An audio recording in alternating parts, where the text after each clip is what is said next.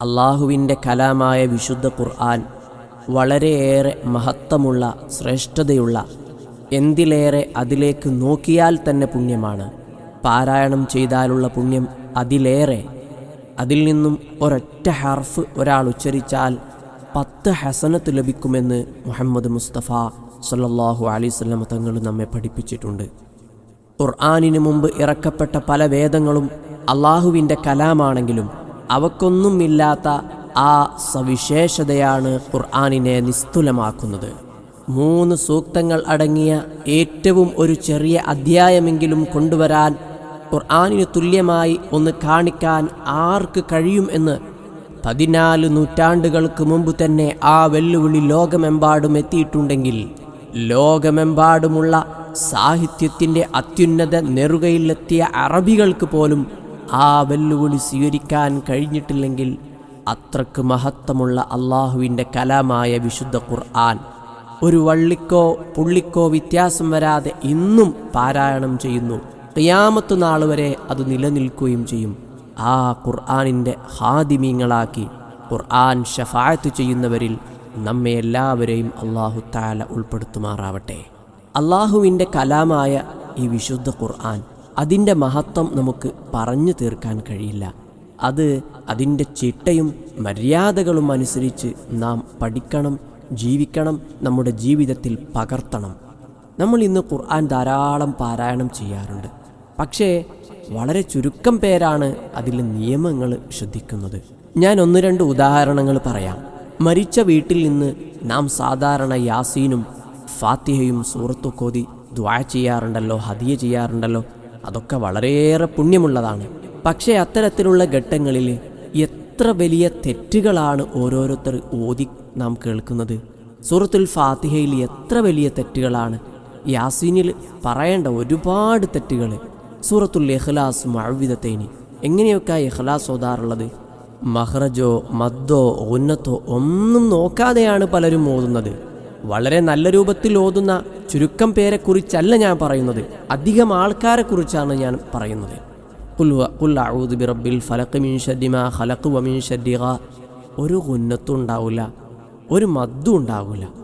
എങ്ങനെയെങ്കിലും ഒരു നീട്ടി വലിച്ചോതുന്ന രൂപം. തോന്നുന്ന സ്ഥലങ്ങളിൽ മണിക്കുക, തോന്നുന്ന സ്ഥലങ്ങളിലൊക്കെ നീട്ടുക. ഫാത്തിഹയിൽ തന്നെ എത്ര തെറ്റുകളാണ്. ഇത്തരം ഖിറാഅത്തിന് നേതൃത്വം നൽകുന്നവർ അത് അറിയാത്തത് കൊണ്ടാണോ? അങ്ങനെ ആവാതിരിക്കാനാണ് സാധ്യത. എന്തു തന്നെയാണെങ്കിലും മദ്രസയിൽ നിന്ന് 5-8 വർഷമൊക്കെ തജ്വീദ് പഠിപ്പിച്ചിട്ടുണ്ടാകൂലേ ഇവർക്ക്.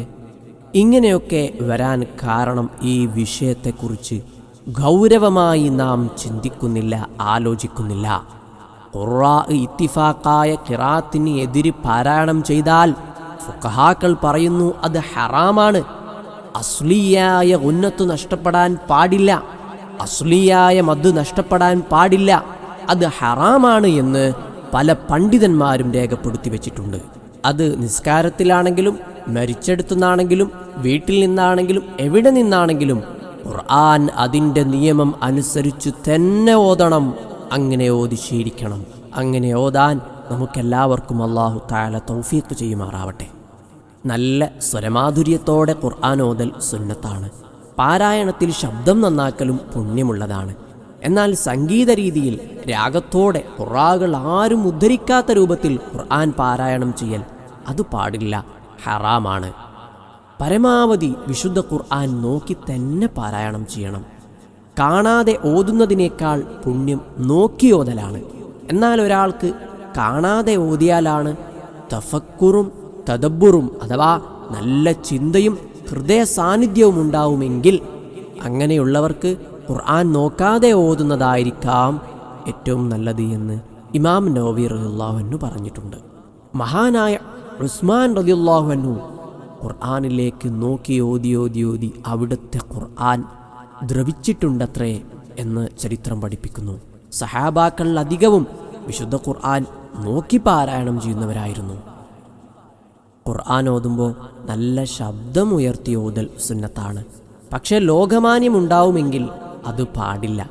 ശബ്ദം താഴ്ത്തി ഓതലും സുന്നത്താണ് എന്നും പറഞ്ഞിട്ടുണ്ട്. ശബ്ദമുയർത്തി നല്ല സ്വരമാധുര്യത്തോടെ ഖുർആൻ ഓതിയാൽ അത് മറ്റുള്ളവർക്കും കേൾക്കാമല്ലോ. അങ്ങനെ വിശുദ്ധ ഖുർആൻ കേൾക്കലും സുന്നത്താണല്ലോ, പുണ്യമുള്ളതാണല്ലോ. നല്ല സ്വരമാധുര്യമുള്ളവരെ കൊണ്ട് ഖുർആൻ ഓതിപ്പിക്കുക, എന്നിട്ട് അത് കേൾക്കുക, അതും പുണ്യമുള്ളതാണ്, സുന്നത്താണ്. ഫുഖഹാക്കൾ അവരുടെ ഗ്രന്ഥങ്ങളിൽ രേഖപ്പെടുത്തി വച്ചിട്ടുണ്ട്. ഇനി നാം ശ്രദ്ധിക്കേണ്ട കാര്യം, വിശുദ്ധ ഖുർആൻ പാരായണം ചെയ്യുമ്പോൾ അതിനോട് മര്യാദകേടായ ഒന്നും ഉണ്ടാവാൻ പാടില്ല. ഇതുപോലെ പാരായണത്തിലെ ഇടയിൽ ചിലരിങ്ങനെ അനാവശ്യമായി സംസാരിക്കാറുണ്ട്. പാടില്ല. ചിരിക്കാൻ പാടില്ല, അപശബ്ദമുണ്ടാക്കാൻ പാടില്ല, കൈകൊണ്ട് കളിക്കുക, ശ്രദ്ധ തിരിക്കുന്ന രൂപത്തിലുള്ള വസ്തുക്കളിലേക്ക് നോക്കുക. ഇത്തരം കാര്യങ്ങളൊന്നും അള്ളാഹുവിൻ്റെ കലാമായ ഖുർആൻ പാരായണം ചെയ്യുമ്പോൾ ഉണ്ടാവാൻ പാടില്ല. അതൊക്കെ ഖുർആനിനോടുള്ള മര്യാദകേടാണ്. മഹാനായ ഇമാം ഇബ്നു ഉമർ റളിയല്ലാഹു അൻഹു പാരായണം തുടങ്ങിയാൽ അവസാനിക്കുന്നതുവരെ ഒന്നും സംസാരിക്കാറില്ലായിരുന്നു. ഇന്ന് നാം സാധാരണ കണ്ടുവരാറുള്ള ഒരു പരിപാടിയുണ്ട്. ഖുർആൻ ഇങ്ങനെ പാരായണം ചെയ്യുക, യാസീൻ ഇങ്ങനെ ഓതുക, ഹദ്ദാദ് ഓതുക, അതിനിടയിൽ വാട്സപ്പ് മെസ്സേജ് നോക്കൽ സാധാരണ കാണാറുണ്ട്. ചില വിവരമുള്ളവരും അങ്ങനെ ചെയ്യും. പിന്നെ സാധാരണക്കാരെക്കുറിച്ച് എന്തു പറയാനാ? വിശുദ്ധ ഖുർആൻ പാരായണം ചെയ്യുമ്പോൾ മൊബൈലിൽ കളിക്കാൻ പാടില്ല, മര്യാദകേടാണ്.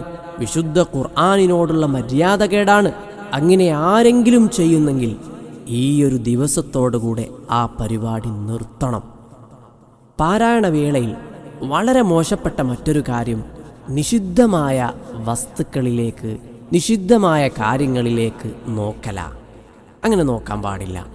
പ്രായപൂർത്തിയോടടുത്ത ആൺകുട്ടി നോക്കാൻ പാടില്ലല്ലോ, അന്യ സ്ത്രീ നോക്കാൻ പാടില്ല. വികാരമില്ലെങ്കിൽ പോലും വിശുദ്ധ ഖുർആൻ പാരായണം ചെയ്യുന്ന സമയത്ത് അങ്ങനെ നോക്കൽ നിഷിദ്ധമാ. ഖുർആൻ പാരായണം ചെയ്യുന്ന സദസ്സിൽ വെച്ച് ഇത്തരം കാര്യങ്ങൾ കണ്ടാൽ അതിനെ തടയണം. ഞാൻ അവസാനിപ്പിക്കുകയാണ്. ഖുർആൻ അള്ളാഹുവിൻ്റെ കലാമാണല്ലോ. അത് പഠിക്കൽ പുണ്യം, പാരായണം ചെയ്യൽ പുണ്യം, നോക്കൽ പോലും പുണ്യമുള്ളതാണ്. പാരായണത്തിന് ഏറ്റവും ഉത്തമമായ സമയം നിസ്കാരത്തിലെ നൃത്തമാണ്. നിസ്കരിക്കുമ്പോൾ നൃത്തത്തിൽ ധാരാളം ഓതുക, അതാണ് ഏറ്റവും ഉത്തമമായ സമയം. പിന്നെ ഉത്തമം നിസ്കാരത്തിലല്ലെങ്കിൽ രാത്രിയിലാണ്, രാത്രിയുടെ രണ്ടാം പകുതിയിലാണ്. പിന്നെ ഉത്തമം പകലിൽ സുബ്ഹി സമയത്താണ്. പിന്നെ ഉത്തമം വെള്ളിയാഴ്ച, തിങ്കൾ, വ്യാഴം ദിവസങ്ങൾ, അറഫ ദിനം, ദുൽഹിജ്ജ ആദ്യ 10, പ്രത്യേകിച്ച് റമളാനിൽ വിശുദ്ധ ഖുർആൻ ഓതിയാൽ വളരെയേറെ പുണ്യമുണ്ട്. അവസാനത്തെ 10 ഏറെ പുണ്യമാണ്. ഇത്തരം സമയങ്ങളിലൊക്കെ വളരെയേറെ ശ്രദ്ധിച്ചുകൊണ്ട്, കണക്കിലെടുത്തുകൊണ്ട് വിശുദ്ധ ഖുർആൻ ധാരാളം പാരായണം ചെയ്യണം. സൂറത്തുൽ ഫാത്തിഹ, സൂറത്തുൽ മുൽക്ക്, സൂറത്തു സജദ, വാഖിഅ, അർ-റഹ്മാൻ, യാസീൻ, ഇഖ്ലാസ്, മുഅവ്വിദത്തൈനി, ആമന റസൂൽ, ആയത്തുൽ കുർസി, ഇങ്ങനെയുള്ള സൂറത്തുകളൊക്കെ ദിവസവും പതിവായി നാം ഓതണം. അതിലൊക്കെ ധാരാളം ശ്രേഷ്ഠതകൾ, ധാരാളം ഫായിദകളുമുണ്ട്. കൂടുതലൊന്നും ഞാൻ വിവരിക്കുന്നില്ല. അള്ളാഹുവിൻ്റെ കലാമായ വിശുദ്ധ ഖുർആൻ അതിൻ്റെ ഹക്കനുസരിച്ച് യാതൊരു തെറ്റും കൂടാതെ ധാരാളം പാരായണം ചെയ്യാനും അത് ജീവിതത്തിൽ പകർത്താനും നമുക്കെല്ലാവർക്കും അള്ളാഹു സുബ്ഹാനഹു വ തആല തൗഫീഖ് ചെയ്യുമാറാവട്ടെ. വൽഹംദുലില്ലാഹി റബ്ബിൽ ആലമീൻ.